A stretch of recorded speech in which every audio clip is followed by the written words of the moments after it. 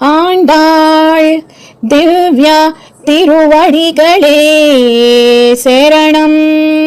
தூமணி மாடத்து சுத்தும் விளக்கெரியா தூபம் தமசா துயிலனை மேல் கண்வளரும் மாமான் மகளே மணிக்கதவம் தாழ் திரவாய் மாமீர் அவளை எசுப்பீரோ உன் மகள்தான் ஊமையோ அன்றிச் செவிடோ அனந்தலோ ஏமப்பெருந்துயில் மந்திரப்பட்டாலோ மாமாயன் மாதவன் வைகுந்தன் என்றென்றோ நாமம் பலவும் நவின்றோ ఏలోరంబావాయ్.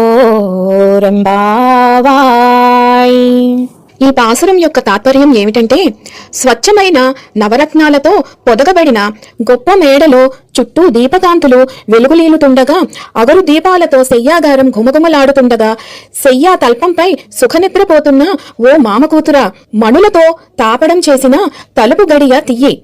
అత్తమ్మ, నువ్వైనా నీ కూతుర్ని నిద్రలేపు. నీ కూతురేమైనా మూగదా, చెవిటిదా, లేదా బద్దకస్తురాలా? లేక కదిలితే ఒప్పుకోమని ఎవరైనా కాపలా ఉన్నారా? లేక గాఢ నిద్రలో ఉండిపోయేలా ఎవరైనా మంత్రం వేశారా? మహామాయావి మాధవ వైకుంఠ నివాస అంటూ అనేకానేక నామాలతో హరికీర్తన చేస్తూ నీ కూతురు నిద్ర నుండి మేల్కొనేలా చెయ్యి అని ఈ పాసురం యొక్క అర్థం.